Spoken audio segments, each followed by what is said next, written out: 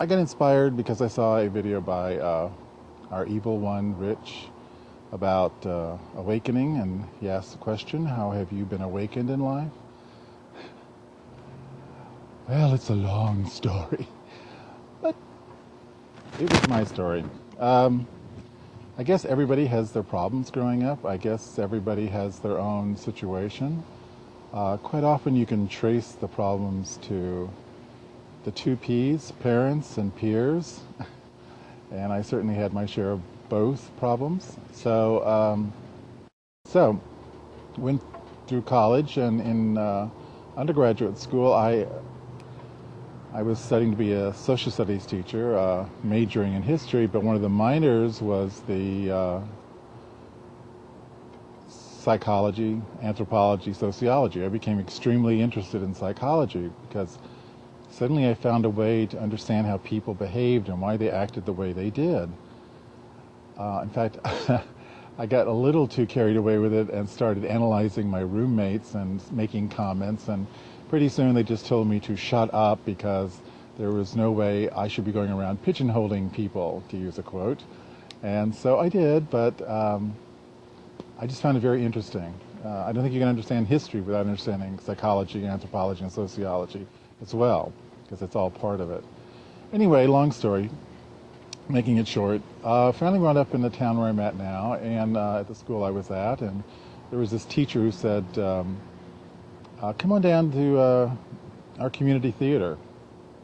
And I went, oh no, I couldn't get on stage. There was no way. I had enough trouble talking in front of my peers, much less total strangers. Are you out of your mind? He said, come on, you just sit down and volunteer. So I did. The first time I went down, I volunteered, and I worked backstage in a show called Guys and Dolls, and I worked the props, which was a lot of fun, and it was sort of like a family. You know, they say there's two families, the one you've got and the one you choose. So this was the one I chose, and there were a lot of nice people there, and they seemed to like me. I don't know why, but they did. So the next show was a show called A Man for All Seasons, and I went down to sign up to do props again because I thought that was fun. I wasn't on stage, nobody would see me. It would work out well. Well, little did I know that when I filled out the card, it was also a card for an audition. Boy, was I surprised when the director called me, and I went, no, I don't want to do this, I don't want to do this. And he went, get up there. I also was going to learn over time that there's a shortage of males in community theater, so they'll take anything that can walk and breathe, which I qualified for. So, long story, I got a part in the play, the Archbishop Cramner. I thought that was really funny. Here I was the first time, and I was playing an archbishop, and I thought, wow, that's really neat. I must be important. Well, it's an archbishop. It's a small part. I must have had 10 lines, if that many. But I was playing with some really excellent people. Well, that would be the beginning of a theater career that would last about 10 years. Why was this an awakening? Well, there's an old Indian saying, if you want to understand somebody, you have to walk a mile in their moccasins or their shoes. And I quickly discovered this was a way to self-analyze myself by playing other characters, by learning how other people thought, how other people acted, and portraying that. It's sort of like, in the nuance of psychology, role-playing, which is really what I was doing. Because when I played a role on stage, I became that person, that character, whether he was evil or good or funny or melodramatic, whatever. There were a lot of shows that really influenced me. That, I don't know, you find something in those shows that you find in yourself, and you can act them out in ways that you never could otherwise, or you'd be put away. Some of my favorite parts were Ficini in A Mousetrap, where I got to play a supposed killer, Ficini. One of my all-time favorite roles was Jeffrey in Lion in Winter, a young man who was a bastard child who wondered why he wasn't going to be considered for the crown, which I sort of identified with because I happened to be adopted, so there was sort of an attraction to him that he was the outside kid that was trying to get into this family.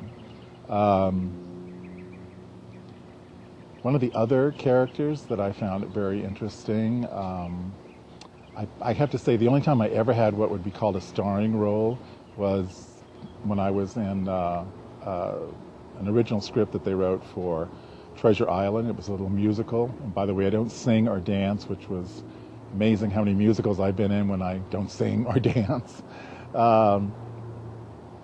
I got to play Long John Silver, so that was really fun, and that was an amazing show. One leg tied behind my back, running around on various platform levels was an amazing experience, and also a learning one. Perhaps the turning point, the great awakening, the epiphany, if you will, was when we did One Flew Over the Cuckoo's Nest, and I got to play Dale Harding, who was head of the Patient Council. Now, you can't watch the movie and know this part because the play is much better, in my opinion, and my character's role had a lot more depth to it.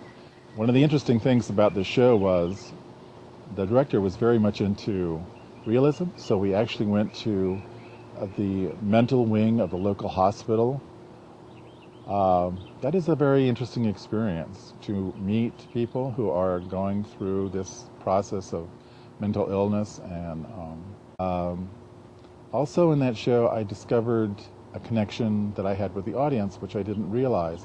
There's a great scene where I'm sort of featured, where I'm telling a story about my wife, and I'm laughing and laughing, and the whole audience is telling this funny story. The whole audience is laughing with me, and my character goes from laughing to crying, and I could hear the audience go dead silent because they were shocked. They didn't know what to do. They were like, oh my God, this isn't funny, this is sad. So it was a real experience, this whole come of an understanding for myself through these other characters, and each of them having a part in me. Because of doing theater, because of doing that, I really did come out of my shell, at least outwardly, so that I became more expressive. I became more involved in local politics, which really kind of ended my theater career because I was so busy involved in community activities and working with school and stuff that it became the other life that I had thought I would never have. I became a person I never thought I would ever be, and it really doesn't make a difference. I would totally encourage people. I don't say use this in place of therapy, because that certainly is important. Practically all of my friends have gone through it except me, and I probably should. But all I can say is that was what worked for me, and I think there's something about our lives where people see us. I sometimes think there's three of us. There's the one that other people see, there's the one that we see, and there's the one that really is. And I recently heard a person tell me that it wasn't all about finding ourselves, it was about creating who we wanted to be. And I think that's very true. And that's what we do. We create who we want to be, and we act out that part.